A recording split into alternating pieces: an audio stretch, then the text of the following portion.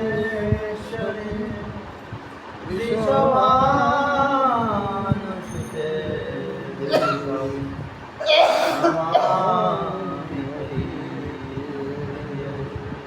পঞ্চতত্ত্বয়াত্মকং কৃষ্ণং ভক্তরূপস্বরূপম ভক্তয়বতারং ভক্তয়াখ্যং নমামি ভক্তস্বরূপম জয়তং সুরতৌ পঙ্কমমন্ত্র মতের্গতি মত সর্বস্য পদাম্বুজং দিব্যাদিব্যরণ্যকল্পো শ্রীমদ্রত্নাকর সিংহাসনস্থৌ शीलराधगोविन्ददेवो श्रेष्ठया निगदितमानौ श्रीमान् रसरसरम्भिवं शिवातटस्थितौ परिशनो गोपीनाथ श्रीअस्तु तमादिदेवं करुणानिधानं तमालवर्णसहितावतारम् अपार संसार समुद्र भजमये भगवतं श्रीमद्भगवतं नमामि यस्य अज्ञानतानपि गणति सर्वगमनपि नमो भगवते वासुदेवाय नमो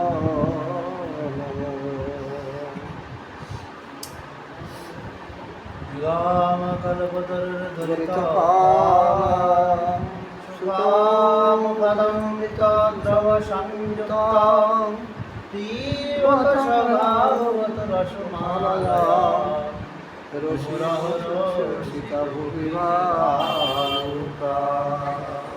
सर्वधर्मान् परित्यज्य मामेकं शरणं व्रज अहं तां सर्वपापेभ्यो मोक्षयिष्यामि मा शुचः। नारायणं नमस्कृत्य नरं चैव नरोत्तमं देवीं सरस्वतीं व्यासं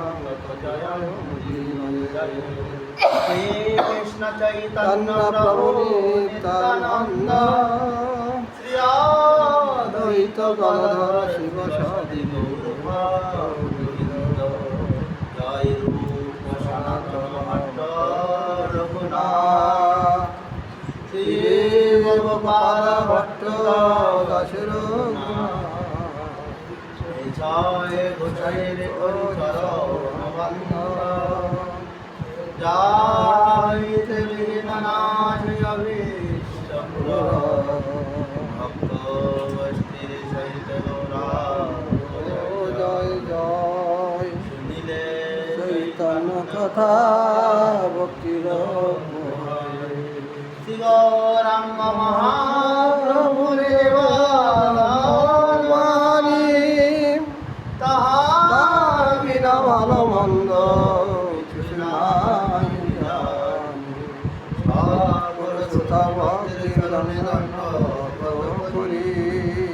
সবে মিলে পদধূলি আমার কৃপা সিন্ধু দাস মোর হৃদয় বিলাস আশা করে তার দিনলা হরে কৃষ্ণ কৃষ্ণ কৃষ্ণ হরে হরে হরে রাম রাম রাম রাম হরে হরে ওম নমঃ ভগবতে বাসুদেবায় ওম বাসুদেবায় ওম নমো ভগবতে বাসুদেবায় জয় জয় নিতাই গৌর প্রেমানন্দে হরি হরি বল জয় হরি।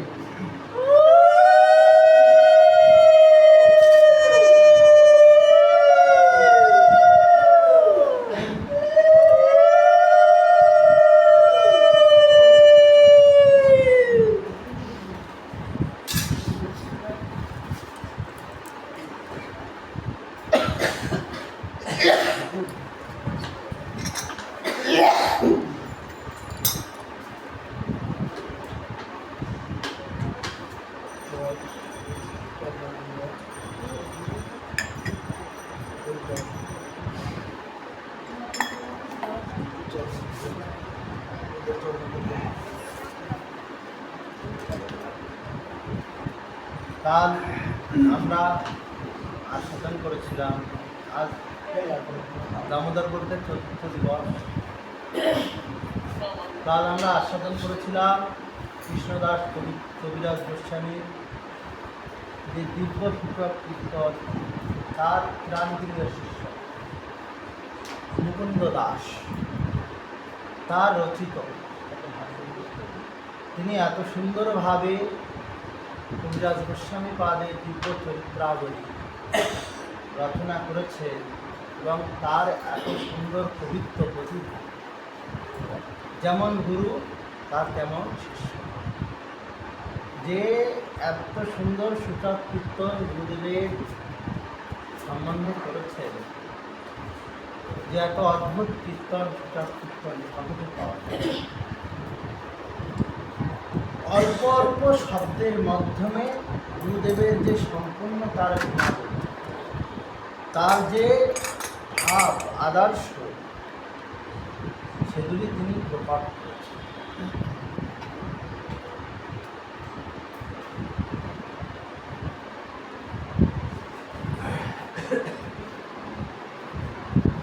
সেগুলি তিনি প্রকাশ করেছেন।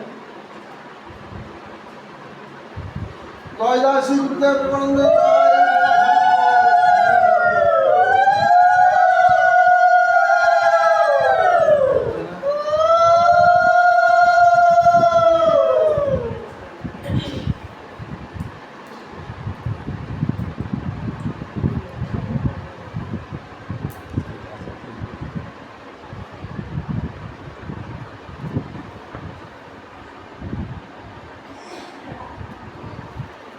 বলছেন যে মুকুন্দ দাস কেমন প্রাণপ্রিয় শিষ্য ছিলেন কবিরাজ গোস্বামী।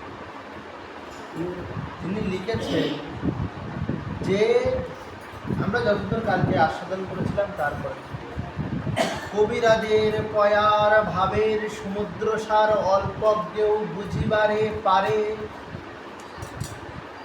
তিনি লিখছেন গুরু কৃপা না হলে এত সুন্দর অদ্ভুত তার কাব্য প্রতিভা এবং কোথায় কোন শব্দ কত সুন্দরভাবে ব্যবহার করা যায় তিনি করেছেন। বলছেন কবিরাজের পয়ার, কবিরাজ গোস্বামী যে পয়ারগুলি রচনা করেছেন, কোনো পয়ার স্বাভাবিক কোনো পয়ার নয়। একটি পয়ার বলছেন কবিরাজের পয়ার ভাবের সমুদ্র সার। কেন? কবিরাজের একখানে পয়ার বলছেন যে শ্রীরূপের বৈরাগ্যকালে সনাতন বন্দিশালী, এমনভাবে লিখছেন যেন সাক্ষাৎ চোখের সামনে ঘটছে। যে যখন রূপ গোস্বামীর বৈরাগ্য হয়েছিল তখন সনাতন বন্দিশালী ছিল, তাই লিখছেন শ্রীরূপের বৈরাগ্যকালে সনাতন বন্দিশালী। তারপরে উনি সুন্দর সুন্দর আরো পয়ার লিখেছেন, যেমন আরো পয়ার কি লিখেছেন বলছেন যে কৃষ্ণ সূর্য সম মায়া হয় অন্ধকার, যথা কৃষ্ণ তথা নাহি মায়ার অধিকার। কত সহজে বুঝি, এত সহজে কি কেউ বোঝাতে পারে? আরো সুন্দর সুন্দর উনি অনেক পয়ার লিখেছেন, যেসব পয়ারগুলি আস্বাদন করলে মনে হয় যে জীবন বলছেন কৃষ্ণ অমৃত সার, তার শত শত ধার, শত মুখে শত ধারায় বলি যায়। কৃষ্ণের রসের যে ধারা, তার শত শত ধারা, এবং শত ধারা শতভাবে শত মুখে বয়ে যায়। এমন কৃষ্ণ রস, কৃষ্ণ প্রেম রস স্বাভাবিক কিছু না। তারপরে আরও লিখেছেন, তিনি লিখেছেন যে বুঝে বা না বুঝে কেউ, শুনিতে শুনিতে সে হোক কি অদ্ভুত চৈতন্য। যেজন বোঝে কিংবা না বোঝে, শুনতে শুনতেই এই অদ্ভুত চৈতন্য চর্চার গলিত কথা বোঝা যায়। এইরকম বাণীতেও লিখেছে। তাই তার শিষ্য লিখছেন, কি লিখছেন?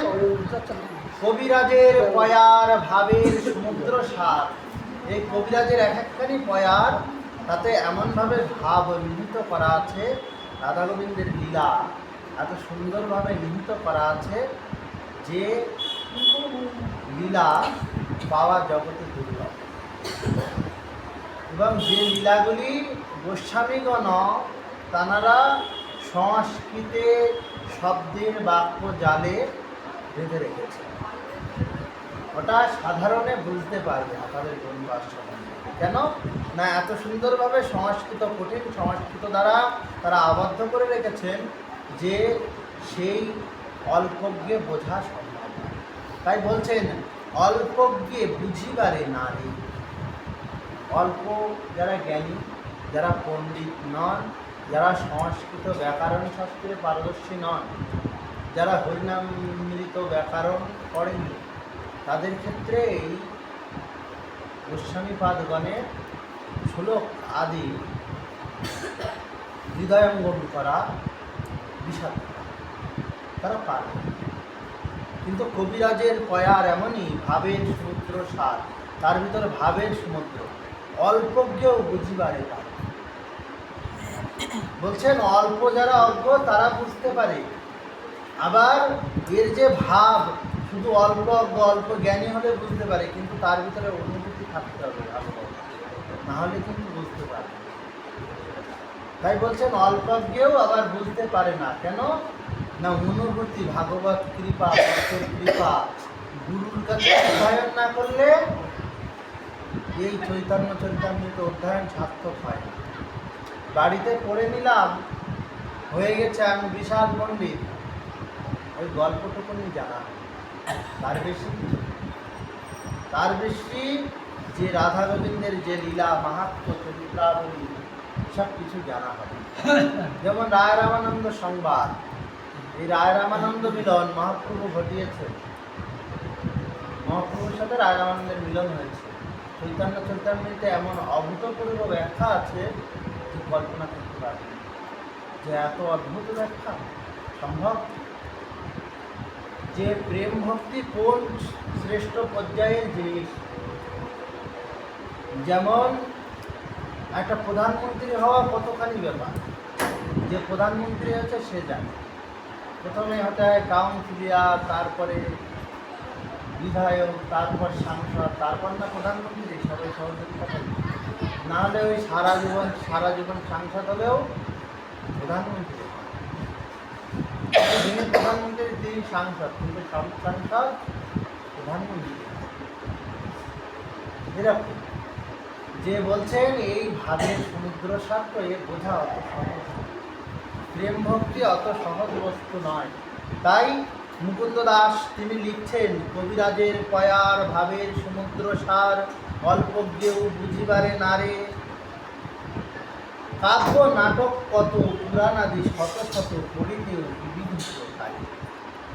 কাব্য নাটক কত, কাব্য পড়ো, কত কাব্য পড়েছ পড়ো, নাটক কত নাটক পড়েছে পড়ো, পড়লে পুরাণাদি শত শত শত শত পুরাণ আছে পড়ো। কিন্তু এই যে ভাব, এই যে ধারা বুঝতে অত সহজ নয়। পড়িলে বিবিধ প্রকারে অনেক কিছু তুমি পড়েছো, বুঝেছি, কিন্তু এইটা বুঝতে পারবে না।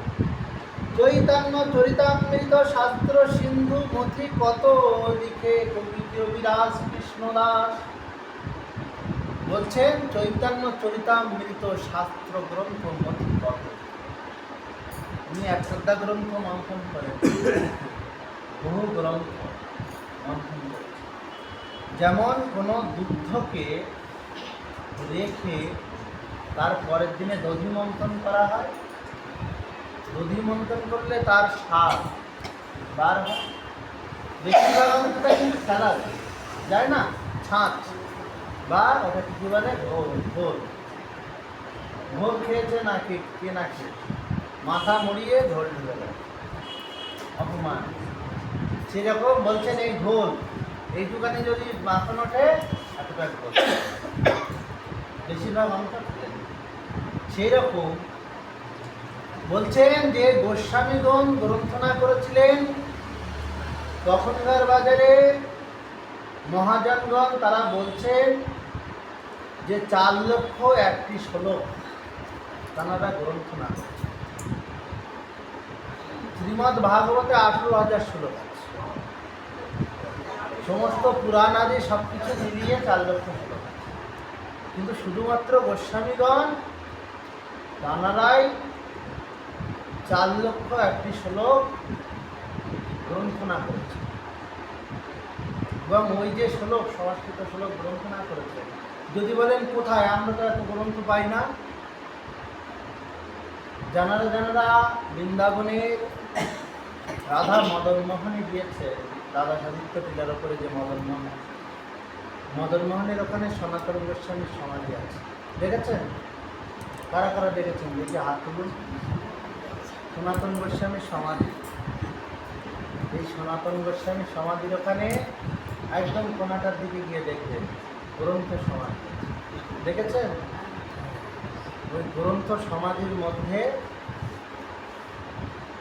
গোস্বামীগণের গ্রন্থকে যাতে লোকে কপি না করতে পারে, কপি করতে না পারে বলতে বিধর্মীরা তখন আমাদের এই সনাতন ধর্মেরই বড় বড় পণ্ডিত,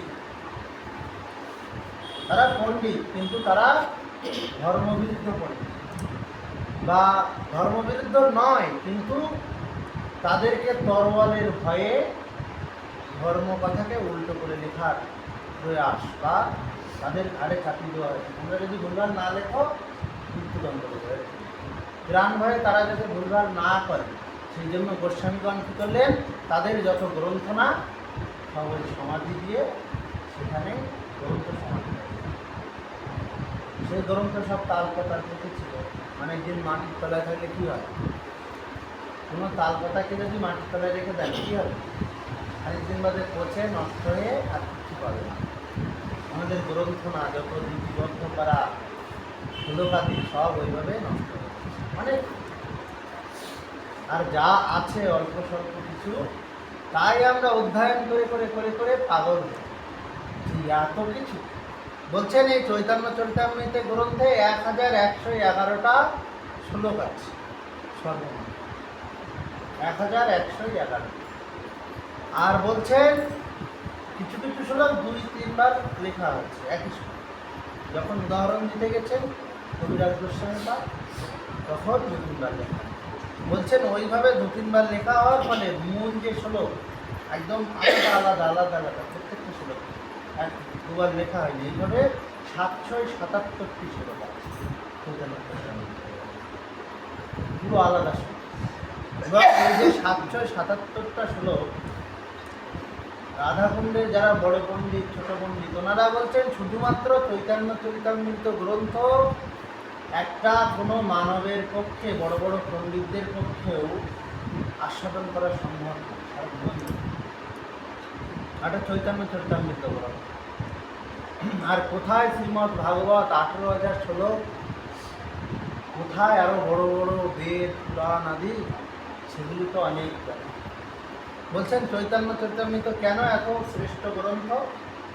কবিরাজ গোস্বামী বা তিনি কী করেছেন, উনি এই যে 4,01,000 শ্লোক রচনা করেছিলেন না, এটিকে মন্থন করেছেন, মানে প্রথমে নিজের মধ্যে এনেছেন, শ্লোকগুলি আস্বাদন করেছেন, আস্বাদন করে তার থেকে সার রত্ন যেগুলি মূল্যবান সেগুলি খুঁজেছে, তুলে তুলে গ্রন্থে প্রত্যেক পাতায় পাতায় সেগুলি দিয়ে ভরিয়ে দিয়েছে।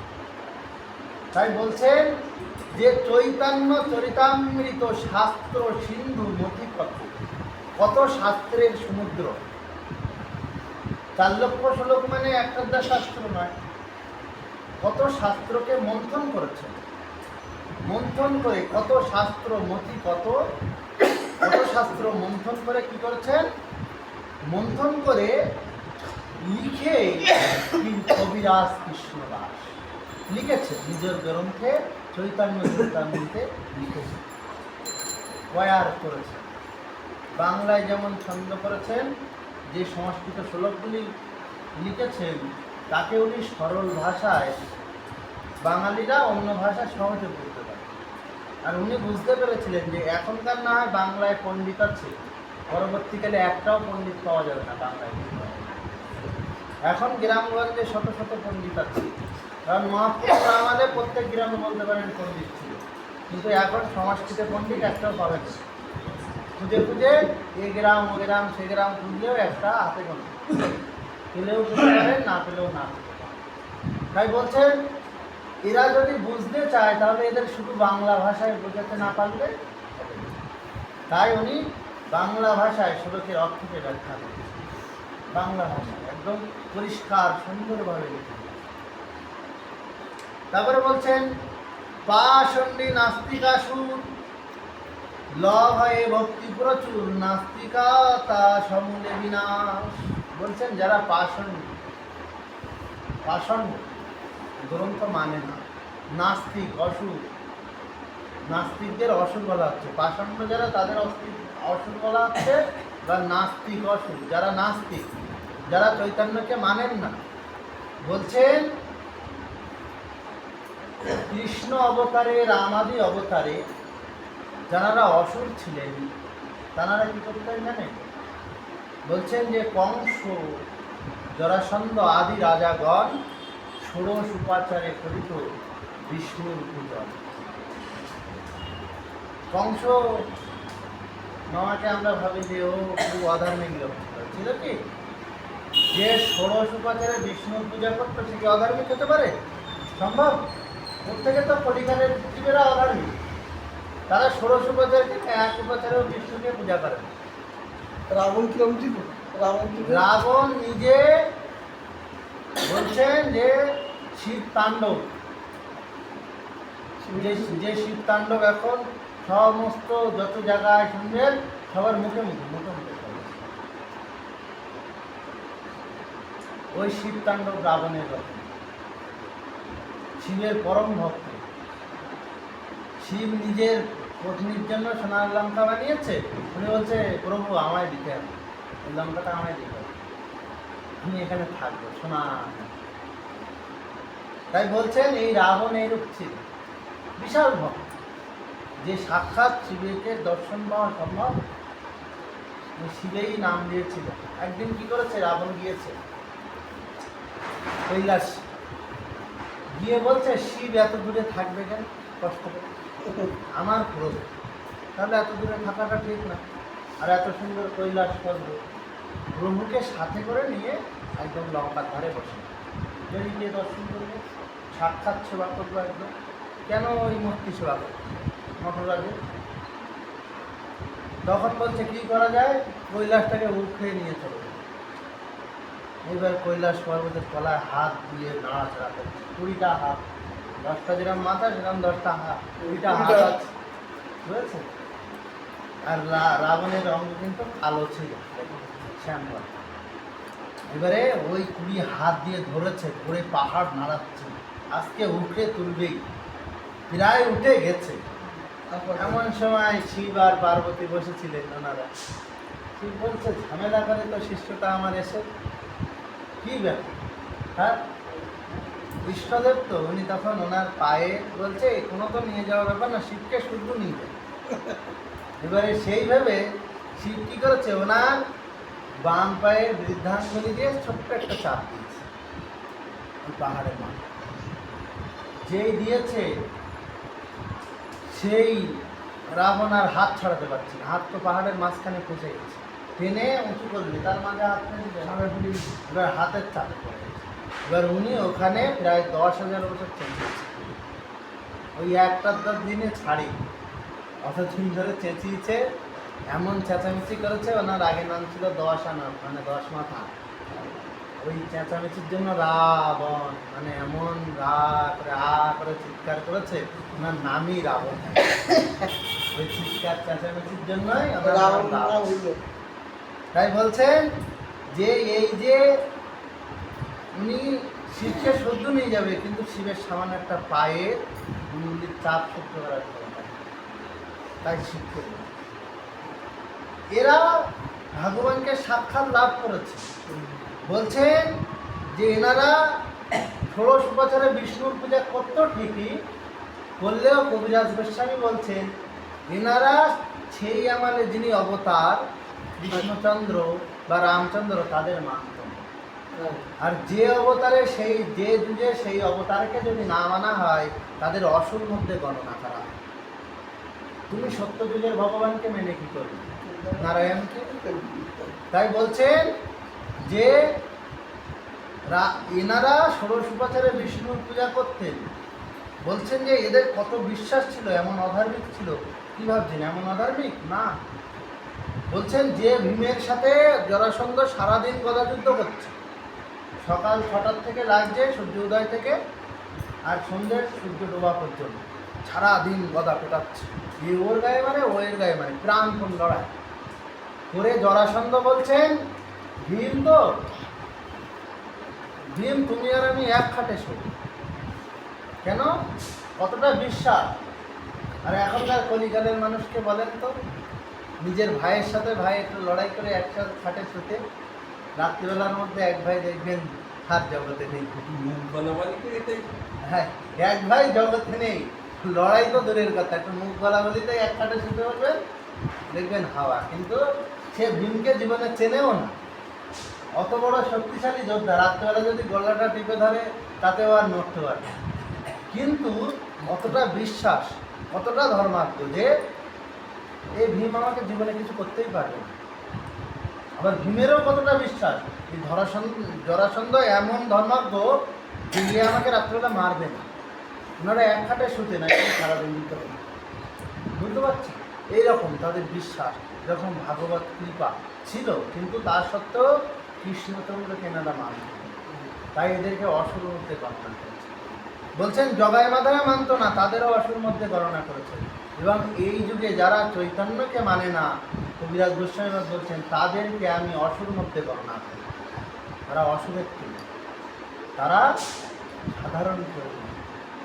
তাদের যেমন অসুরের সাথে যেরূপ ব্যবহার করেছিল, তাদের সাথে ঠিক সেই রূপ করা উচিত। কেন? তারা মানে না চৈতন্যকে। কেন মানবেন? ভগবানকে তো মানা উচিত।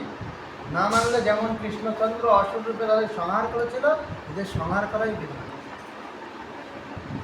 তাই বলছেন যে পাষণ্ডী নাস্তিক আসুর লভয়ে ভক্তি প্রচুর। যারা পাষণ্ডী, যারা নাস্তিক আসুর, এরা ভক্তি প্রচুর লাভ করেছে। করে কি করেছে? নাস্তিকতা সমূলে বিনাশ। যারা একবার এই প্রেম ভক্তি পেয়েছে, তাদের যে নাস্তিকতা বুদ্ধি সেসব সব সমূলে নাশ। সে নাস্তিক বুদ্ধি আর নাই। যে এই জগাই মাথায় কত বড় নাস্তিক, এমন কলসির কানা মেরে নিতাইয়ের মাথা ফাটিয়ে দিয়েছে যে স্বয়ং মহাপ্রভু দৌড়ে এসেছে। আরে মা নিতাই, তোমার মাথায় কে কলসির কানা মারলো? বলছে এই জগাই মেরেছে। মাথায় জগাই মেরেছে, মাথায় মাথায় মেরেছে। এবারে তখন বলছে মাথায় মেরেছে, তখন নিত্যানন্দ প্রভু সামাল দিচ্ছেন, বলছেন মাথায় মেরেছে ঠিকই, কিন্তু জগাই আরেকবার মারছিল, রক্ষা করেছে। আরে জগাই তুই রক্ষা করেছিস নিতাইকে, তুই আমার বুকে আয় বলে জগাই কি কৃপা করলেন। তখন মাধাই দেখছেন যে হায় হায়, আর মাধাইয়ের জন্য বলছেন কোথায় সুদর্শন, না এক্ষুনি আসো, এক্ষুনি মা। তখন নিত্যানন্দ প্রভু বলছেন তুমি না বলেছিলে রামাদি অবতারে তাহে নানা অস্ত্র ধরে অসুরে করিলা সংহার। রামাদি অবতারে তুমি যে অসুরদের বিভিন্ন রকম অস্ত্র দিয়ে সংহার করেছো, এই যুগে তা তো বলে তুমি আসনি। এবে অস্ত্র না ধরিব, এবে অস্ত্র না ধরিব, প্রাণে কারো না মারিব, চিত্ত শুদ্ধি করিব সবার। এবার কি বলেছো? যে এবে অস্ত্র ধরবো না, প্রাণে কাউকে মারবো না, আবার মনটাকে শুদ্ধ করবো, পরিবর্তন করবো। খেলা তো মনের খেলাই। মনে যদি হিংসা বৃত্তি না থাকে তাহলে তো আর যুদ্ধ আদি এসব হয় না, কারোর প্রতি হিংসা হয় না। মনটা পরিবর্তন হয়ে গেলেই দেখবেন মানুষ পুরো চেঞ্জ। তাই বলছেন যে এইভাবে সকলের নাস্তিকতা তিনি দূর করেছেন চিত্ত শুদ্ধি করে। সেইরূপ জগাইকে প্রথমে কৃপা করলেন, তখন নিত্যানন্দ প্রভু বলছেন আরেকজন বাদ থাকবে, থাকা তো ঠিক নয়। তাই উনি বলছেন মাধাই তুই মেরেছিস কলসির কানা, তাই বলে কি তোকে প্রেম দেবো না, বলে মাধাইকে জড়িয়ে ধরেছেন। ধরলেন নিতাই যাকে কোল দেয় তাকে কি আর গৌরহরি কোল না দিয়ে পারে? কারণ নিতাইয়ের কৃপা হলে গৌরের কৃপা পাওয়া যায়, আর গৌরের কৃপা আগে হয় না নিতাইয়ের কৃপা ছাড়া। তাই বলছেন এইভাবে নাস্তিকতা সমূলে বিনাশ করেছে। এত বড় বড় নাস্তিক, জগাই মাধাই আদি কম বড় নাস্তিক ছিল? বলছেন এদের আমরা পূজা করি, এখন জগাই মাধাইয়ের কত সম্মান করি, কিন্তু বলছেন এদের সম্মানের জায়গায় ভয় পাওয়া উচিত, উচিত না? কত বড় মানে যে মদ্য পান আদি করে একদম মানে ভেসে দস্যু, তাদের ধারে লোক যেতে ভয় পেত। গ্রামের কোতোয়াল, তার কোতোয়াল না যায় একটা একটা যেন চন্ডা, দেখতে পেলেই কেটে দেবে, এরকম ব্যাপার। কিন্তু এনারাও কি করেছে, এনাদেরও চিত্ত শুদ্ধি করে পরিবর্তন করে দিয়েছে।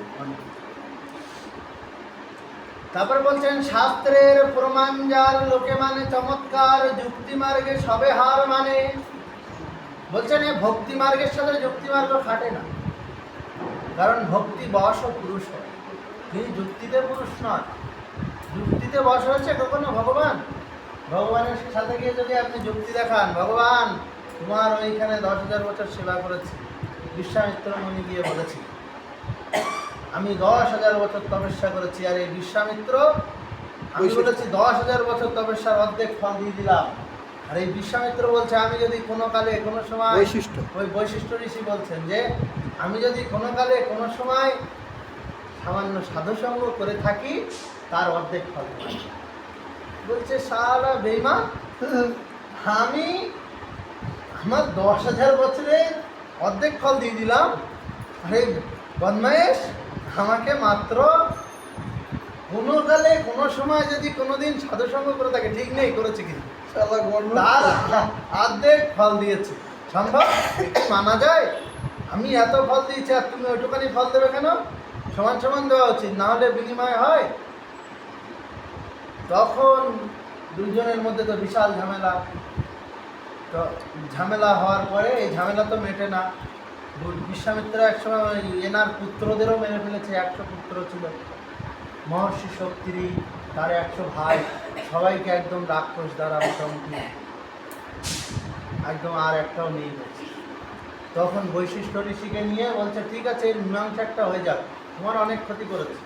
তা কোথায় যাবো? অনন্তনাগের কাছে। অনন্তনাগের কাছে গিয়েছে। অনন্তনাগ তার মস্তকে সর্ষে তুললো, পৃথিবী থাকে। কিন্তু তিনি বলছেন শোনো বাবা, তোমরা যে দুজন ঝামেলা করে এসছো, বিশ্বামিত্র আর বৈশিষ্ট্য, তোমরা একটু দাঁড়াও। আমার এই মাথার বোঝা থাকলে কেউ বিচার করতে পারে? ধরেন আপনার মাথায় একটা ওই ধানের বোঝা, তখন দুজন এসে বলছে আমাদের একটু বিচার করে দিন তো। সেই বোকাদের কথা, 7 বোকা কি করেছে, এক ধানের বোঝা মাথায়ওয়ালা তার ধারে গিয়ে বলছে কি আমরা না 6 ভাই খুঁজে পাচ্ছি, আরেক ভাই খুঁজে পাচ্ছি, কি করবো বলেন তো? 7 ভাই গেছে, গিয়ে বলছে আমরা 6 ভাই খুঁজে পাচ্ছি। এই 7 ভাই কিন্তু গুনছে 1 2 3 4 5 6, তারপরে আরেক ভাই কোথায় গেল? খুঁজেই পায় না। এবার তখন বলছে আমার মাথার বোঝাটা না নামালে হবে, এই বোঝাটা একটু নামিয়ে দাও, বিচার করি তারপর তুলে দিই। তখন সেই বোঝাটা নামিয়ে দিয়েছে, তখন বলছে আমি গুনে দিচ্ছি। হ্যাঁ, তাহলে গুনে দিলে কি করবে? আমাদের যা আছে সব সম্পত্তি তোমায় দিয়ে দেবে, মানে আমার টাকা পয়সা এখন যা আছে সেগুলো দেবে। এবার ওরা যেই বলছে ঠিক আছে দাও, 1 2 3 4 5 6 7 গুনে দিয়েছে। বলছে আমরা 7 জন আছি। ওরে বাবা, বিশাল আনন্দ, বলা জড়ি জড়ি করে আনন্দ করছে যে আমরা 7 জন আছি। যা ওনার কিছু মূল্য দিয়ে দেয়, উনি সন্তুষ্ট হয়ে চলে যায়, বোঝাটা তুলে। তাই এরকম তখন উনি বলছে যে আমার মাথার বোঝাটা একটু না নামালে হয়? এত বড় পৃথিবী তার পরিচালনা করছে, সমস্যা না, কেটা ধরে রাখবো? কেটা ধরে রাখবো? তখন বিশ্বামিত্র তো অহংকারী, উনি বলছেন যে আমার 10,000 বছর সাধনের যে ফল, তপস্যার যে ফল, তার অর্ধেক ফল দ্বারা তোর পৃথিবীকে ধারণ করবে। কিরাম শক্তি দেখ, যে পৃথিবী ধরেছে পৃথিবী টলমল করে প্রায় যায় যায় পড়ে গেল।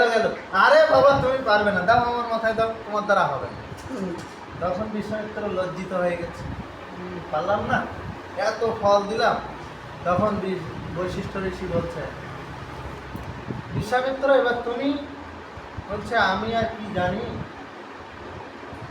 আমি যদি কোনো কালে কোনো সময় যদি সঠিক সাধুসঙ্গ করে থাকি তার অর্ধেক ফল দ্বারা আমি বললাম। তখন সেই পৃথিবী স্থির হয়ে দাঁড়িয়েছে, এক চুলো নড়ছে না। পিছনে তো- নিয়ে তো হ্যাঁ, স্থির হয়ে দাঁড়িয়ে আছে, এক চুলো নড়ছে না, একদম স্থির। কি ব্যাপার? তখন বিশ্বামিত্র ঋষি বলছে, বাবা বিচারটা করে দিন। বিচারটা করে দিন, দেরি হয়ে যাচ্ছে, কতক্ষণ দাঁড়াবো? বলছে, আরে মূর্খ, এখনো বুঝতে পারছো না? বিচার হয়ে দিয়েছে। তোমার 5,000 বছরে 10,000 বছরে অর্ধেক ফল দিয়ে তোমার সামর্থ্য নেই ধরা। আর এর কোনো কালে যদি কোনো সময় সাধুসঙ্গ করে থাকে, সেই সাধুসঙ্গের অর্ধেক ফল দিয়ে দেখো ধরে ফেলেছে। মানে তোমার থেকে কত শতগুণ বেশি ফল দিয়েছে তুমি বুঝতে পারবে। তাই শাস্ত্রে বলছেন না, সাধুসঙ্গ সর্বশাস্ত্রে কয়, লবমাত্র সাধুসঙ্গে সর্বসিদ্ধি হয়। সামান্য একটু সাধুসঙ্গ তাই আমরা করতে চাই না, সেই সময়টা ব্রাহ্মণ পড়বে। আমরা করতে চাই না। আমরা ভাবি কি ওই জায়গাটায় না বেশি বৈষ্ণব যাবে না, কিছু খেতে দেবে না, দূর যাবে। এরম ভাবি, অনেকে ভাবে, আরে না না ওই জায়গাটায় না, এই 2টো বেজে গেছে, কি আর খেতে যাব, একটু সেবা টেবা না করলে হয়। এখন অনেক বৈষ্ণবদের এই অভিযোগ, কিন্তু ওই অভিযোগটা হওয়া উচিত না। যে গৃহস্থ আয়োজন করেছে সে ভক্তদের প্রসাদ পাওয়ার জন্য আয়োজন করেছে। আপনি সেবা করছেন ওটা আপনার লাভের জন্য, কিন্তু আপনি যদি প্রসাদটা না পান, আপনি সেবা না করে, তাতে আপনার অমঙ্গল হবে না। কিন্তু ওই প্রসাদটাকে যে অবহেলা করলেন, আপনার সামর্থ্য আছে প্রসাদ পাওয়ার, 2টো বেজে গেছে, 2:30টা বেজে গেছে, তবুও গেলে আপনি অনুষ্ঠানের প্রসাদ পেতে পারবেন, আপনার সামর্থ্য আছে, সময় আছে, আপনি ইচ্ছা করে গেলেন না, তখন আপনার প্রসাদে অপরাধ হবে। আপনি সেবা করতে পারেননি তো কি হয়েছে? মহাপ্রভু কি প্রসাদ দিতে বারণ করেছে যে যে খাসবে না অনুষ্ঠানে, সে যে কিচ্ছু করবে না সে প্রসাদ পাবে না? কেউ বলেছে? এগুলো বলে কিছু মন্দ বুদ্ধিটা, যারা বোঝে না, ভাগবত তত্ত্ব সম্বন্ধে জ্ঞান নাই। কারণ একটা ভক্তকে কখনো বলা যেতে পারে না তুমি সেবা করনি, কি খেতে প্রসাদ খেতে এসে। প্রসাদে সবার অধিকার, সমস্ত জীবের অধিকার আছে। যদি কোনো প্রসাদ তৈরি হয়, আগে গোমাতাকে দেওয়া হয়, গৃহপালিত পশু, বাইরে রাস্তা কুকুর, এদের দেওয়া হয়। তাই এদের থেকে তো আপনি বড় নাকি? আপনি তো বুদ্ধিতে সর্বশ্রেষ্ঠ। আপনি যতই সেবা না করতে পারেন তবুও গিয়ে প্রসাদ খান। কেন? বেশি পাওয়ার দরকার নেই, অল্প পান না, কি আছে? কিন্তু প্রসাদটা তো পেয়ে আসেন। প্রসাদও পাওয়ার দরকার নেই, ওই স্থানটা থেকে ঘুরে আসুন। যদি কোনো বৈষ্ণব ওই স্থানে এসে থাকে, তার চরণধুলি বা তার গায়ের হাওয়াটা তো ওখানে আছে, সেইটুখানি একটুখানি যদি আপনার গায়ে লাগে না, ভাগবতের সাক্ষাৎ কৃপা লাভ হবে। কিছু করার নেই। সেই জন্য সমস্ত অনুষ্ঠান কখন কোথায় শ্রেষ্ঠ বৈষ্ণব এসেছে, ঠিক আছে, গ্যারান্টি আছে যে ওই অমুক অনুষ্ঠানে না শ্রেষ্ঠ বৈষ্ণব এসেছে। মহাপ্রভু আর রায় রামানন্দ ওনারা আলোচনা করছে, রায় রামানন্দের মতো পরম ভক্ত হয় না। কিন্তু যদি কেউ রায় রামানন্দের সঙ্গ না করে, ওরা দুজন বসে বসে আলোচনা করছে, কিছু খেতে টেতে দেয় না, সারা রাত ধরে গল্প করে কাটিয়ে দিল 5-7 দিন। তাই তো করেছিল, কিছু খেতে চেয়েছিল, মহাপ্রভুকে দিয়েছিল রায় রামানন্দ, কোনো বর্ণনা নাই। কিন্তু ওনারা এমনভাবে ভাগবত আলোচনা করেছেন, যে সমস্ত গুলো রহস্য কথা বলেছেন তা জগতে অসম্ভব। জগৎবর্ষী তা জানতে গেলে সারা জীবন অধ্যয়ন করলেও পারেন। এমন এমন গুলো কথা বলেছেন। সেই রকম যে প্রসাদ দিল না দিল, ওইখানে যে বৈষ্ণব সঙ্গটা হচ্ছে, এটা ইম্পর্টেন্ট। ইম্পর্টেন্ট নয় যে আমার সেবা করাটা, ইম্পর্টেন্ট নয় আমার প্রসাদ পাওয়াটা। প্রসাদ পাওয়াটা হলো সাধুর সঙ্গ। সেখানে যে সাধুরা এসেছে তাদের সঙ্গ করা। যদি বলেন আমি তো এইসব যারা যাচ্ছে সবার সঙ্গ করি, দেখেন সব ভক্তের মধ্যে সবসময় ভক্তিভাব সঠিকভাবে জাগ্রত হয় না। হয় কি? সবাই কি সবসময় ডাক্তার সেজে বসে থাকে? ডাক্তার যখন চেম্বারে গিয়ে বসে তখন প্রেসক্রিপশন লেখে, তখন ডাক্তারের বিদ্যা করা। বাড়িতে গিয়ে বলে বউ আনতে বলেছে সরষের তেল, এই সেই খদ্দ নিয়ে বেরিয়ে পড়বে, তখন কি আর ডাক্তারি করবে? যখন রাত্রে ঘুমাচ্ছে তখন কি আবার ডাক্তারি করবে? না। এরকম অনুষ্ঠানে ভক্তের মধ্যে ভক্তিভাব জাগ্রত হয়।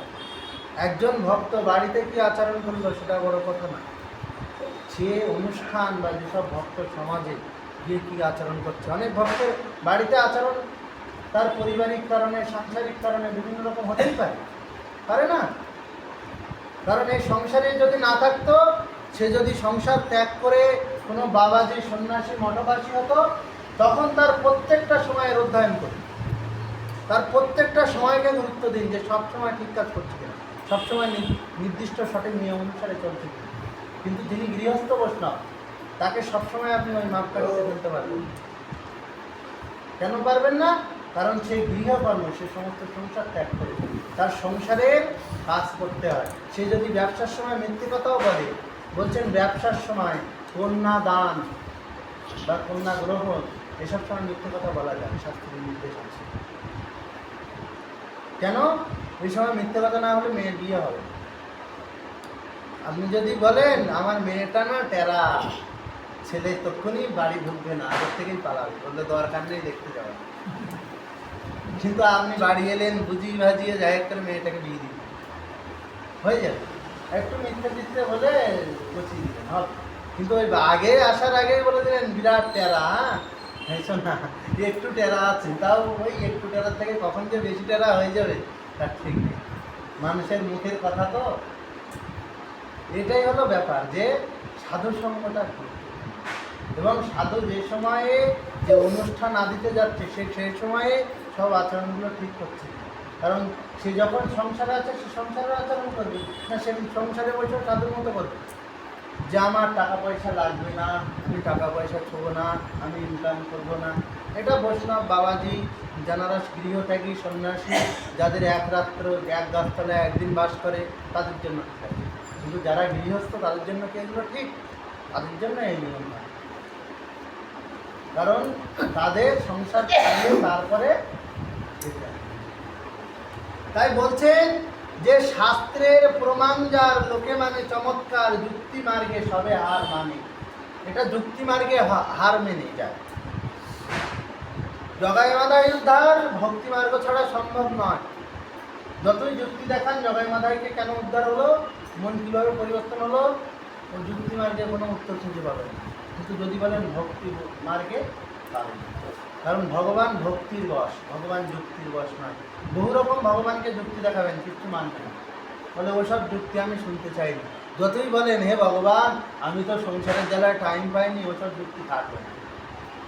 ছেলেকে দেখার সময় পাচ্ছ, কিন্তু ভগবানের একবার ঠাকুরের চরণে তুলসী দেওয়া, তার হরিনামে একবার বলার সময় পাচ্ছ না সারাদিনে। আর সব পাচ্ছ, মেয়ের বাড়ি গিয়ে একটু গল্প করলাম ফোনে, ওরে বাবা 2-3 ঘন্টা কাটিয়ে দিলাম, কিন্তু ভগবানের সেবা করার সময় নাই। আর সব আছে, সেই সব যুক্তি থাকবে। কিন্তু আপনি যখন ভক্তিভাবে ভরে তাকে ডাকবেন, ভক্তি ভরে বলবেন, তিনি অবশ্যই শুনবেন। তাই বলছেন যুক্তি মানে, যুক্তি মার্গে সবে হার মানে। গ্রন্থ আস্বাদন করি নিজ নিজ মত ছাড়ি, সবে হইলা জগৎ পাবনে। গ্রন্থ আস্বাদন করেছে, এই যে চৈতন্য চরিতামৃত, গোবিন্দ লীলামৃত, সারাঙ্গ রঙ্গদা টিকা বা কৃষ্ণ কর্ণামৃতের টিকা, বৃন্দামঙ্গল ঠাকুর এই যে আস্বাদন করেছেন, বলছে কৃষ্ণ কর্ণামৃত। কি গ্রন্থ জানেন? কৃষ্ণ কর্ণামৃত, যা কৃষ্ণ কর্ণে অমৃত। নামটা এরকম না? কৃষ্ণ কর্ণামৃত মানে কৃষ্ণের কর্ণ, তার কর্ণে অমৃতের, সেটাই তো কৃষ্ণ কর্ণামৃত। বিল্লমঙ্গল ঠাকুর এমন সুন্দরভাবে রচনা করেছেন কৃষ্ণ কর্ণামৃত, চিন্তামণির চিন্তা করতে করতে চিন্তা বাদ দিয়ে বর্ণান্বিত আসলে এই বিল্বমঙ্গল ঠাকুর কিন্তু একজন মানে যাকে বলে নারী আসক্ত পুরুষ, পতিতার সঙ্গে পতিতা। কিন্তু নারীতে আসক্ত না, নিজের পত্নী ত্যাগ করে এক পতিতাতে আসক্ত হচ্ছে। এবং সেই পতিতাতে আসক্ত হয়ে সেই পতিতার প্রতি এমন মনোনিবেশ করেছিলেন, সমস্ত কাজকর্ম ছেড়ে দিয়ে পতিতার সাথেই বেশি সময় কাটাতেন। আর নিজে গৃহে হয়তো রাত্রটুকু আসতেন আর সারাটা সময়, বা কোনো কোনো রাত্র কাটিয়ে আসতেন, একটু পিতাকে দেখতে আসতেন। পিতা ছিল এরকম একদিন খুব ঝড় বর্ষার দিনে পিতা দেহ রেখেছে। পিতার কাজ কোনো মতে করে সেই রাত্রেবেলা বেরিয়ে পড়েছে। না না, চিন্তামণির একটু সঙ্গ না পেলে আমার জীবন চলে। মানে যাকে বলে নারী আসক্ত, সেই মানে নারীতে এমন মোহিত হয়ে আছে যে ওনার আর কিছু ভালো লাগে না, মানে আর কোনো চিন্তা নেই, শুধু ওই এক নারী। এই চিন্তা করতে করতে উনি নদীর পাড়ে গেছে, নদীর ওই পাড়ে চিন্তামণির পাড়ে। নদীর পাড়ে গিয়ে কি করছে, উনি দেখছে যে এই কোনো একটা নৌকা টৌকা নাই তো, রাত্রে রাত 12টা, রাত্রে ভোর রাত্রে কি নৌকা চালায়, তার উপর ঝড় তুফান, নৌকা থাকে, নৌকাগুলো মাঝিরা তরে তুলে বেঁধে রেখে চলে গেছে যাতে নৌকাগুলো না ডুবে। তখন উনি ওই দেখছেন একটা কি একটা যেন ভেসে এলো, ওইটাতে চলে পড়ছে, বলছে সাঁতার কাটতে কাটতে নদী পায়। এবারে সেই নদী পার হয়ে ওখানে রেখে উনি এবারে সেটাকে বলছেন যাওয়ার সময় তো লাগবে, একটু তুলে রেখে চরে আর একটু তুলে নিয়ে গেছে। গিয়ে চিন্তামণির বাড়ি, চিন্তামণি জানে আজকে আসবে না, পিতা মারা গেছে, তার কাজ আজকে আসা সম্ভব না। তাই চিন্তামণি কী করেছে, বড় পাঁচিল, তার ভিতর ওঠা সম্ভব নয়, তিনি রীতিমতো শুয়ে আছে তার ঘরে। আর ইনি কী করছে, চিন্তামণি চিন্তামণি বলে ডাকছে, ওরে চিন্তা বলে যখন ডাকতে ডাকতে ওনার ওই সেই দরজার সামনে গিয়ে দেখছে, দেখতে দেখতে উনি কী করেছে, দেখছে আহা হা, চিন্তামণি আমার জন্য একখানা দড়ি তুলে রেখেছে, এই দড়ি ধরে উঠে চিন্তামণির পক্ষে ঢুকেই, চিন্তা আমি তোমার জন্য একদম প্রাণে মারা যাচ্ছিলাম। চিন্তামণি বলছে হ্যাঁ তুমি কখন এলে, কবে এলে, আমার কি পক্ষে তো আসা এত সহজে না, সম্ভবই না, আমি যদি কাউকে না প্রবেশ করতে দিই কেউ আসতে পারে, তুমি কী করে? বলছে এই যে তুমি আমার জন্য কি সুন্দর সুব্যবস্থা করে রেখেছো দড়ি। বলছে দড়ি কখন রাখলাম, আমি তো কোনো দড়ি রাখিনি। বলছে ওই যে জানলার ধারে দড়ি ফেলাম। গিয়ে দেখছে ওরে বাবা, বিশাল এক অজগর সাপ, তার লেজ ধরে ধরে উঠে, সে উপরের দিকে পেঁচিয়ে আছে আর সেই লেজ ধরে উঠে চিন্তামণির সাথে সাপ। ও বাবা, তোমার তো এক্ষুনি অজগর যদি কিছু বুঝতে পারতো, তোমার তো এতক্ষণ পেটে চালান করে দিত, ভাগ্যিস তুমি বেঁচে গেছো, তোমার প্রাণটা আছে। তা তুমি ঠিক আছে, তোমার এই আজকে তো আসার কোনো প্রয়োজন ছিল না, এখন তো নদীতে নৌকা নাই, তুমি কী করে এলে, তোমার গায়ের থেকে কেমন যেন গন্ধ বেরাচ্ছে। তখন বলছি চিন্তা তুমি জানো না ভগবান তোমার সাথে মিলাবার জন্য কত সহায়, একটা সুন্দর কাষ্ঠ দেখেছিল, দেখে বেছে বেছে আসছে, তার পিঠে চড়ে চলে এসে বলছে ও তাই, ওই দেখি দেখি দেখি ওটা আবার কি বস্তু, এটা তো দেখলাম সাপ, দড়ি বলে। মানে এমন মোহিত হয়ে আছে, সাপকেও দড়ি মনে করছে, চোখের দড়ি দেখছে, যা দরকার সেটাই দেখছে। আবার তখন উনি চরে গিয়ে দেখছে যে এক মড়াকে, তখন চিন্তামণি আসলেন ঘরে, এসে বলছেন যে ঠাকুর, ব্রাহ্মণ তো, ব্রাহ্মণকে ঠাকুর বলে সম্মান, বলছেন ঠাকুর তুমি যেভাবে আমাকে ভালোবাসো এইভাবে যদি একটু গোবিন্দকে ভালোবাসতে না, তুমি গোবিন্দ পেয়ে যেতে। তুমি যে সর্পদর্শন করতে পারছো না আমার ভালোবাসার জন্য, এইভাবে যদি তুমি জগৎকে না দর্শন করে শুধু গোবিন্দ পদরাম বিন্দে তোমার দেহ মন প্রাণ সব বিলিয়ে দিতে না, তুমি গোবিন্দ পেয়ে যেতে। তা তুমি আজ যেটা করেছো, তুমি যদি আমাকে সত্যিই ভালোবেসে থাকো আমার কাছে আর এসো না। চিন্তামণি পতিতা হলেও সঠিক গুরুর কাজ করেছে। এরকম গুরু কোনো পতিতা রমণী হতে পারে না। কিন্তু উনি এমন গুরুর কাজ করলেন যে বললেন, তুমি আমার কাছে আর এসো না, যদি আমার কাছে দ্বিতীয়বার আসো আমার মরা মৃত্যু দেখবে যে চিন্তামণি আর জগতে নাই, তুমি চলে যাও ওই গোবিন্দের সাধন ভজন করো। আমাকে যেমনভাবে ভালোবাসো, গোবিন্দকে তেমনভাবে ভালোবাসো, তুমি অবশ্যই গোবিন্দ চলো যাও। সেদিন উনি ওই বিল্বমঙ্গলকে ওইখান থেকে বার করে যাও, তুমি যদি আরেকবার আমার চিন্তা করে এইদিকে আসো আমার মৃত্যু মুক্তি। তখন এই কথা শুনে বিল্বমঙ্গল ঠাকুর উনি চলে গেলেন। চিন্তামণি আজ্ঞা করেছে, যে ভালোবাসে সে এবং যাকে ভালোবাসা হয় সে যদি আজ্ঞা করে না, যে কোনো কেউ যা তা করতে পারে। চিন্তামণি আজ্ঞা করেছে বলে উনি কী করলেন, সমস্ত কিছু পরিত্যাগ করে দিয়ে উনি গোবিন্দ পদরামদিন যে নিজে মস্তক অর্পণ করে উনি বেরিয়ে পড়ছে। যে না, সেই যখন চিন্তামণিকে পেলাম না, আর পেতে গেলেই তার হত্যা করার তুল্য হবে, মেরে ফেলা হবে, তার আর কিছুই হবে, আর পাবও না কোনো, কারণ সে বলেছে আমাকে দেখলেই মরে যাবে। তার জন্য আমি তাহলে আর যাবো না। তাহলে আমার উপায় একটাই, ওই গোবিন্দ পদরাম, সে যা নির্দেশ করেছে সেটাকে মানবে। তাই উনি সেই নির্দেশ অনুযায়ী মানবেন, মেনে উনি চিন্তা করছেন আমি যাব বৃন্দাবন, কারণ বৃন্দাবনেই একমাত্র তার সাধন ভজন সব কিছু সর্বশ্রেষ্ঠ। এবং উনি বৃন্দাবনে যখন আসছেন, আস্তে আস্তে পথে একটি স্থানে চিন্তামণির মতো দেখতে একটি সুন্দর রমণী তাকে দর্শন করেছে। দর্শন করে তার তো চিন্তামণির কথা তো মনে আছে, তার কথা তো যতই গোবিন্দ পদামৃতের মানে তার কথায় মস্তক অর্পণ করুক, কিন্তু সেই কথা তো সে বলেনি। তখন সে চিন্তা করছে আর কিছুদিন তো সাধন ভজন করেছে, যতই মন থেকে না হোক, কিন্তু দেখিয়েছে সাধু ভাব, সাধু সাজা বিশাল। সাধু না সাজলে বোঝা যায়, আপনি সাধু সেজে ঘুরে বেড়াবেন, আপনার মনে হবে আমার বিশাল একটা লোক বলাচ্ছে। কেন বলেন তো?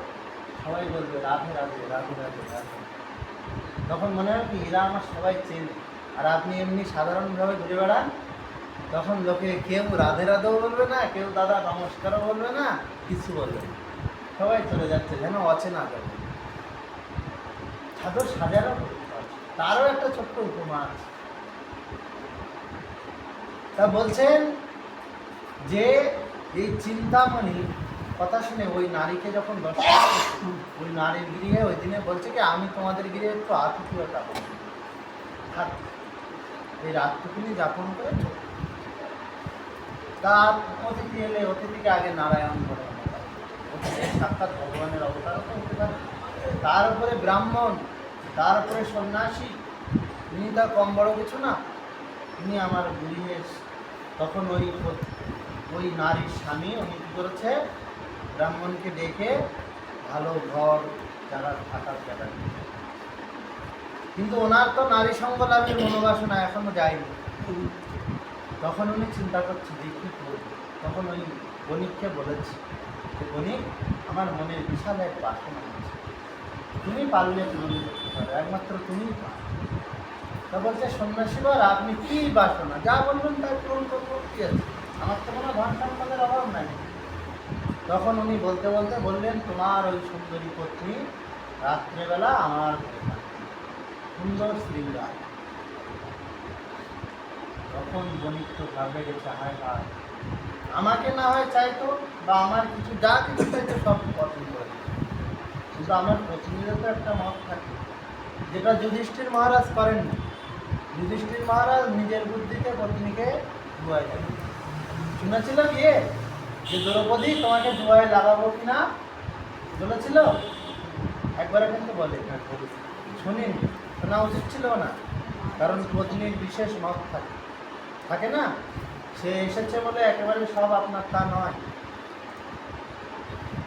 ওই জন্য ইনি তো খুব বিপদে পড়ে, ইনি তখন পত্নীর কাছে গিয়ে বলেছে, পত্নী বলছে স্বামী ধর্ম সংকটে পড়ে গেছে, তার কথার দাম থাকবে না এদিকে, আর আরেকদিকে তাহলে পত্নীর কর্তব্য হলো স্বামীর ধর্ম রক্ষা করা, সে যত বড়ই বিপদ আছে সমস্ত জায়গায় তার সহযোগিতা করে।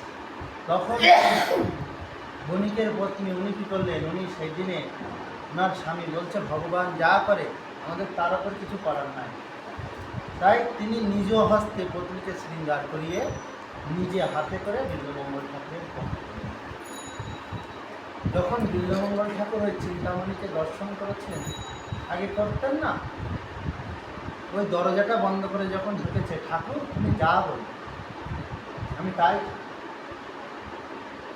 তখন বিল্বমঙ্গল ঠাকুর চিন্তামণির মুখটা মনে পড়ছে, নারী সুন্দর বারবার মনে পড়ছে। তারপরে মনে পড়তে পড়তে তার যে রূপ, ভুবন ভোলানোর রূপ, চিন্তামণি অত্যন্ত উপস্থিত ছিল, সেই রূপ যখন বারবার মনে পড়তে পড়তে যে চিন্তামণি লাস্টের যে কথাগুলো ছিল, এই ঠাকুর তুমি যদি এইভাবে গোবিন্দকে ভালোবাসতে না, গোবিন্দকে পেয়ে যেতে, তুমি কীভাবে জীবনকে নষ্ট করছো, এভাবে নষ্ট করো না। এই যখন বলছেন চিন্তামণির এই মুখের অবয়ব বারবার এই কথা যখন মনে হচ্ছে, উনি নিজেকে ঠিক রাখতে পারছেন, তখন উনি ভাবছেন যে কী করবো, আমি কী করবো। তখন বলছে হে বণিক পত্নী, তোমার কাছে আমার দুটো জিনিস চাওয়ার আছে। বলছে কি চান? বণিক পত্নী মনে মনে অনেক কিছু ভাবছে, কিন্তু ইনি বলছে যে তোমার যে ওই চুলের খোপার দুটো কাঁটা আছে, কাঁটা বণিক পত্নী বলছেন এ সবই তো আপনার, আমার দেহ, আমার শৃঙ্গার আদি সবই তো আপনার, আপনি যা চাচ্ছেন তাই দিন বলে ওই কাঁটা দুটি খুলে দিয়েছে বিল্বমঙ্গল। তখন বিল্বমঙ্গল ঠাকুর নির্দ্বিধায় নিশ্চিন্তায় তিনি চিন্তামণির চিন্তা করতে করতে ওই কাঁটা দুটি নিজের চোখে বিদ্ধ করে চিৎকার করছেন। একটা চোখে বানি গেলে কতটা লাগে, উনি চিৎকার করছেন, হাহাকার করছেন। আর বণিক পত্নী তখন বলছেন কি করলেন ঠাকুর, এ কি করলেন? আপনার চোখ থেকে তো অঝরে রক্ত পড়ছে, আর হয়তো কোনোদিন দেখতেও পাবেন না, হায় হায় কি হলো? তখন দুয়ার খুলে পতিকে ডাকছেন, বণিককে ডাকছেন যে হে বণিক, তুমি এসো এসো এসো, ঠাকুরের দেখো চোখের থেকে রক্তপাত হচ্ছে, একদম ভেসে যাচ্ছে, কি হলো, এ কি হলো? এই বলে বণিক পত্নী যখন দেখেছেন ওনার স্বামী এসে, দুজন মিলে দেখছেন, হায় হায় ঠাকুর এ কেন করলে?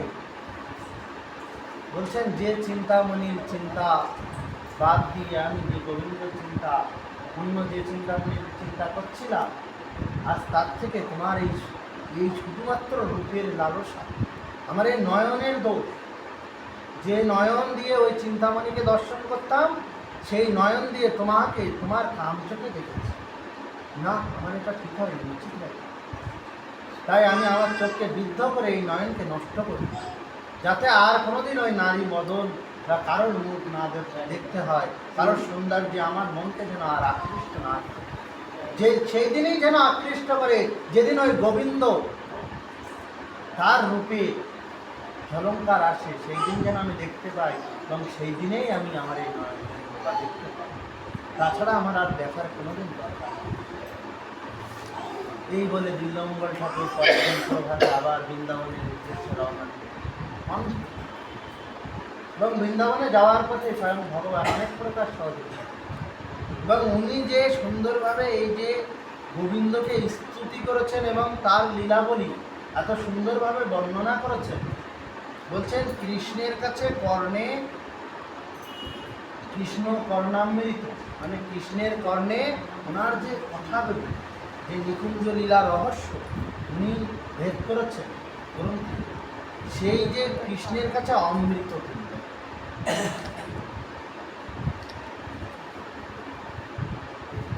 বলছেন কৃষ্ণের কাছে সেগুলি হলো অমৃত, তাই কৃষ্ণ কর্ণামৃত। এই কৃষ্ণ কর্ণামৃত সারাঙ্গ রঙ্গদার টিকা কবিরাজ গোস্বামীটা লিখেছিলেন, আর লিখেছিলেন গোবিন্দ লীলামৃত আর চৈতন্য চরিতামৃত, অদ্ভুত তার লেখা। তা বলছেন সাধু সাজা, যেটা মাঝে বলতে বলতে চলে গেল, বলছেন সাধু সাজলে কি হয় জানেন, এক ব্যাগ এক ব্যাধ একদিন সাধু সেজেছিল। সাধু সেজে কি করছে, বলছে সাধু সেজে সে দেখছে যে একটা সরোবরে সে অনেক শিকার করে কষ্ট করে। হাঁসগুলো শিকার করলে খুব মুশকিল, ওই সরোবরের মধ্যিখানে গিয়ে হাঁস আনতে যাওয়া, ডুবেও মরে যেতে পারে বলা যায়। অনেক দূরে না, বড় বড় সরোবর, তার মাঝখানে হাঁস চড়ছে। হাঁসটাকে মেরে ফেললাম কিন্তু ওই হাঁসটাকে তো আনতে হবে, না আনলে খাবো কি, বেচবো কি? তাই ওই ব্যাগ কী করছে, বলছে যে এই সাধুগুলো যখন স্নান করতে আসে হাঁসগুলো ওর আশেপাশে খেলা করে। কারণ জানে এই সাধুরা ক্ষতি করবে। তাই ব্যাগ একদিন বেশ বলছে সাধু বেশে আমি হাঁসগুলোকে ধরবো, 5টা ধরতে পারলে একদিনে রোজগার হয়ে যাবে, পেটটা আসবে। তাই উনি খুব সুন্দর করে সাধু বেশ শুনে সরোবরে যাচ্ছে আর হাঁসগুলি কেন্দ্র করে খেলা করছে। যে এর বেটাও সাধু, বেটা যে ব্যাধ, হাঁসেরা তো আর বুঝবে না, আমরা ড্রেস দেখেই চিনতে পেরেছি সাধু। এইবারে সেই সময় কি হয়েছে, সেই সময় ওই ব্যাগ কি করেছে, আস্তে আস্তে নেমে অনেকগুলো হাঁস যখন ঠিক বাগে পেয়েছে 500 টাকা ধরে বসেছে। ধরে বসে ভাবছে যে মা গো, ওই যে সাধু বেশ, সাধু দর্শনে মন পবিত্র করে, সাধু দর্শনে যেরকম মন পবিত্র করে, যেমন অনেকে করেছিল না যে যেমন জীবন চক্রবর্তী সাধু দর্শনে মন পবিত্র হয়েছে। সনাতন গোস্বামীর কাছে মেয়ের বিয়ের জন্য নিতে গেছে সম্পদ, গোস্বামী চরণকে দর্শন করে এমন মনের পরিবর্তন হয়েছে, অন্য সম্পদ নিয়ে বাড়ি গেছে, সে সম্পদ আর নাই। তাই বলছেন এখানেও এই ব্যাগ সাধুর রূপ, সাধুর সেজে তার মনের পরিবর্তন ঘটে গেছে। সে আস্তে আস্তে হাঁসগুলিকে ছেড়ে দিল, দিয়ে ভাবছে সাধু সাজলে জগতের জীবরাও করতে অবলা। হাঁসেরা কি কিছু বলতে পারে, কিছু বোঝে, এরাও ভালোবাসে। আর আমি ব্যাধ হয়ে আমাকে সবাই ঘৃণা করে। বাঁদরগুলো পর্যন্ত দেখতে পেলে বলে ওই যে আসছে, হরিণগুলোকে সংকেত দিয়ে দেয় যে ব্যাধ ঢুকছে, মাঠে একজন ঢুকছে, সেগুলোকেও সংকেত দিয়ে দেয়। কেউ থাকে না, আমি যেখানে থাকি। আর এই সাধু শুধু বেশের জন্য উনি তারপরে সাধু হয়ে গেলেন। তাই বলছেন সাধু বেশের এইরূপ মা ভাবছেন আমি সেজে, আমরা হলাম সাজা বৈষ্ণব। অনেকে বৈষ্ণবদের হেয় করে, এরা সব সাজা বৈষ্ণব।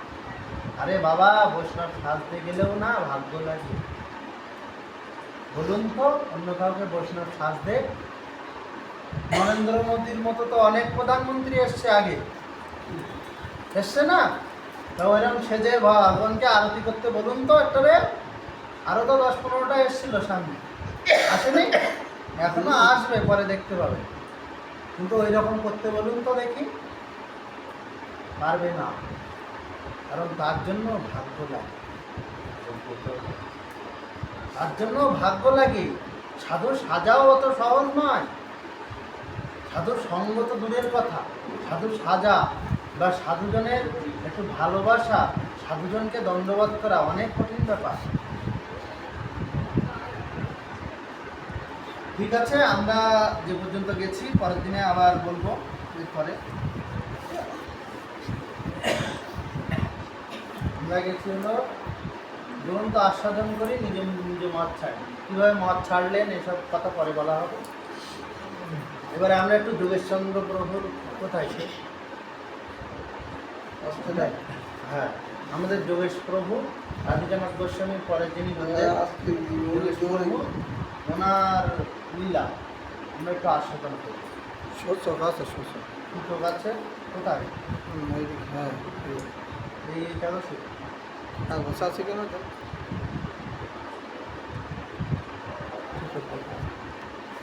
ওনার সূচক আমরা আস্বাদন করবো, কারণ উনি এই তিথিতে লীলা সম্বরণ করেছেন, গিয়েছেন। আর এই তিথিতে উনি আমাদের যে গুরু গোবরডাঙ্গার যে গুরু আশ্রম, ওই আশ্রমের প্রতিষ্ঠা এই তিথিতে। কারণ উনি যখন দেহ রেখেছিলেন বলেছিলেন আমার ওই গঙ্গার যমুনার পাড়ে একখণ্ড জমি আছে, ওই জমিতে আমার দেবতা পুঁতে রাখিস। এবং ওনার যে সাধক দেহ ওইখানে পোতা হয়েছিল, সেই সাধক দেহ বা সমাধি দান করা হয়েছিল, সেই সাধক দেহের প্রভাবে আজকে ওখানে অত বড় মন্দির। এমনি এমনি হয় না, কারণ সাধুজনের কৃপা, তাদের আশীর্বাদ না হলে এগুলো হয় না। তাই আমরা বলি, দেখি যোগেশচন্দ্র প্রভু তিরোধান কোজাগরী লক্ষ্মী পূজার জন্য, কোজাগরী লক্ষ্মী পূজার যে পূর্ণিমা, এই বলছে না, হা হা যোগেশচন্দ্র গুণনিধি মোর, দ্বিজকুল দুগ্ধ সিন্ধু প্রকটিত পুণ্য ইন্দু গুণামৃতে জগতই জয়। শুধু পড়ে প্রভু শ্রী রাধিকানাথ পূর্ণ কৃপা দৃষ্টিপাত ব্যাখ্যা করে বাত প্রভাব যাহার, এবারে প্রভাব যাহার। এবারে প্রভাব যাহার। বলছেন হা হা প্রভু যোগেশচন্দ্র গুণনিধি মোর, গুণনিধি যোগেশচন্দ্র, তুমি দ্বিজকুল দুগ্ধ সিন্ধু, তুমি দ্বিজকুল, উনি হলেন চক্রবর্তী, যোগেশচন্দ্র চক্রবর্তী মানে দ্বিজ ব্রাহ্মণ। দ্বিজকুল দুগ্ধ সিন্ধু, দ্বিজকুলের যে দুধের সিন্ধু আছে, প্রকটিত পূর্ণ ইন্দু, সেই সিন্ধু থেকে তুমি একটা চাঁদ প্রকটিত, যেমন সাগর থেকে চাঁদ প্রকটিত হয়েছিল সেরকম।